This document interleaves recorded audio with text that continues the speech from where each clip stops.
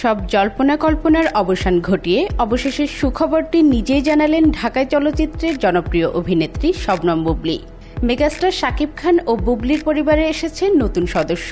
কন্যা সন্তানের বাবা মা হয়েছেন এই তারকা জুটি। শুক্রবার সামাজিক যোগাযোগ মাধ্যমে শাকিব খানকে সঙ্গে নিয়ে একটি যৌথ পোস্টের মাধ্যমে খবরটি প্রকাশ করেন বুবলী। একই সঙ্গে প্রকাশ করা হয় নবজাতক কন্যার একটি বিশেষ শুভেচ্ছা কার্ড। সেখান থেকে জানা যায় গত 11 মে তাদের কন্যা সন্তানের জন্ম হয়েছে। শিশুটির নাম রাখা হয়েছে শার্লিন খান। প্রকাশিত কার্ডে অত্যন্ত আনন্দিত বাবা মা হিসেবে শাকিব খান ও শবনম বুবলীর নাম উল্লেখ করা হয়েছে। বিষয়টি সামনে আসার পরপরই ভক্ত অনুরাগী ও সহকর্মীদের শুভেচ্ছায় ভরে ওঠে সামাজিক যোগাযোগ মাধ্যম।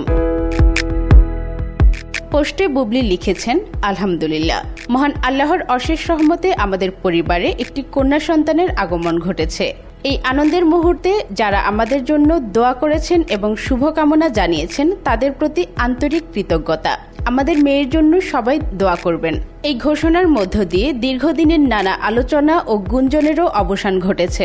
এর আগে তাদের ব্যক্তিজীবন নিয়ে বিভিন্ন সময়ে আলোচনা হলেও কন্যা সন্তানের বিষয়টি গোপনই রেখেছিলেন তারা।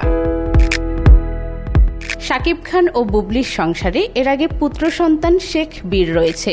এবার কন্যা সন্তান শার্লিন খানের আগমনে তাদের পরিবারে যুক্ত হল নতুন আনন্দের উপলক্ষ। স্বাভাবিকভাবেই প্রিয় তারকাদের এই সুখবরকে স্বাগত জানিয়েছেন ভক্তরা। অনেকেই সামাজিক যোগাযোগ মাধ্যমে নবজাতকের সুস্থতা ও সুন্দর ভবিষ্যৎ কামনা করে শুভেচ্ছা জানিয়েছেন। ফাহিমা আক্তার, আজকাল।